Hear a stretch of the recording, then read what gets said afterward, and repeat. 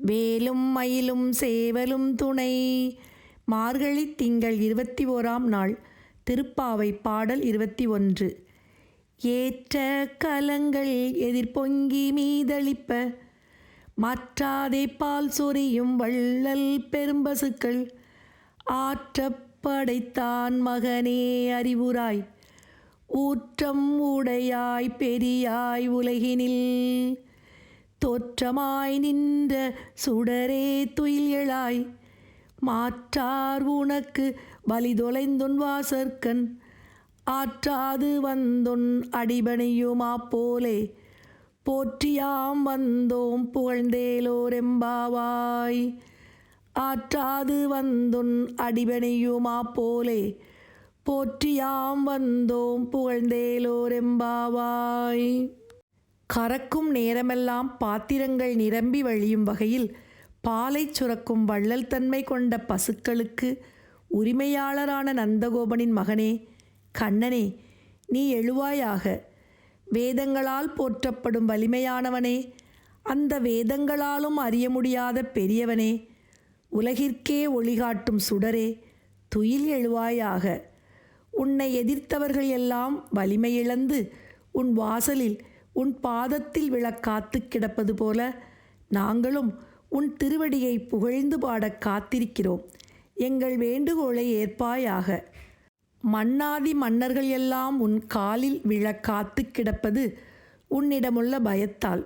ஆனால் நாங்கள் அவர்களைப் போல பயந்த சுவாபம் உள்ளவர்கள் அல்ல. நாங்கள் வா என்று அழைத்தால் நீ வந்தாக வேண்டும். வர மறுத்தால் உன்னை எங்கள் அன்பனும் கயிற்றால் கட்டி போட்டு விடுவோம். அப்போது நீ தப்பவே முடியாது என்கிறார்கள் ஆயர்குலப் பெண்கள். ஆண்டாள் மாலைக்குள் புகுந்து கிடந்த ஒரு தலைமுடியால் அவனை கட்டி போட்டு விட்டாளே. அந்த ரங்கநாதன் அவளிடம் வசமாக சிக்கிக்கொண்டானே. இதுதான் பக்தியின் உச்சநிலை. பகவானிடம் நம்மை அர்ப்பணித்து விட்டால் அவன் நம்மிடமிருந்து தப்பி ஓட முடியாது என்பது இப்பாடலின் உட்கருத்து. திருப்பள்ளி எழுச்சி பாடல் 1. போற்றி என் வாழ் முதலாகிய பொருளே, புலர்ந்தது பூங்கலர்க்கு இணை துணை மலர் கொண்டு, ஏற்றி நின் திருமுகத்து எமக்கருள் மலரும், எழில் நகை கொண்டு நின் திருவடி தொழுகோம், எழில் நகை கொண்டு நின் திருவடி தொழுகோம். சேற்றிதழ் கமலங்கள் மலரும் தன் வயல் சூழ், திருப்பெருந்துறையுரை சிவபெருமானே, சேற்றிதழ் கமலங்கள் மலரும் தன் வயல் சூழ், திருப்பெருந்துறையுரை சிவபெருமானே. ஏற்றுயர் கொடி உடையாய் எனையுடையாய், எம்பெருமான் பள்ளி எழுந்தருளாயே, ஏற்றுயர் கொடி உடையாய் எனையுடையாய், எம்பெருமான் பள்ளி எழுந்தருளாயே, எம்பெருமான் பள்ளி எழுந்தருளாயே.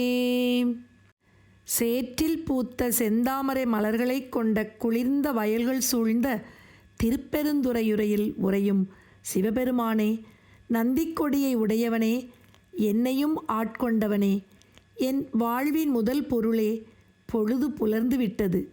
உனது பூ போன்ற திருவடிகளில் மலர் தூவி வழிபட வந்துள்ளேன்.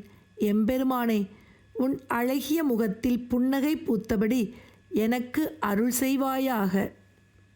திருப்பெருந்துறை எனப்படும் ஆவுடையார் கோவிலில் ஆத்மநாதர் அருள் புரிகிறார்.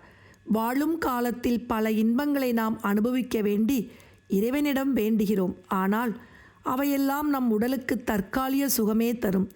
ஆத்மாவுக்கு சுகம் வேண்டுமே, என்ன செய்வது? ஆத்மநாதராகிய சிவபெருமானை சரணடைந்தால் பேரின்பத்தை அடையலாம். மாணிக்க வாசகர் பாண்டிய நாட்டின் மந்திரியாகவே இருந்தவர். அவர் அனுபவிக்காத போகங்களா? ஆனால் இறைவன் அவரை என்ன செய்தார்? போர்ப்படைக்கு குதிரை வாங்கும் சாக்கில் தன் தலத்துக்கு வரவழைத்தார். உண்மையான இன்பம் என்ன என்பதை அறிய வைத்தார். அமிழ்தினும் இனிய திருவாசகத்தை எழுத வைத்தார். அவரை ஆட்கொண்டார். நாமும் அவரது கவி அமுதத்தில் மூழ்கி எம்பெருமானின் திருவடிகளை அடைவோம்.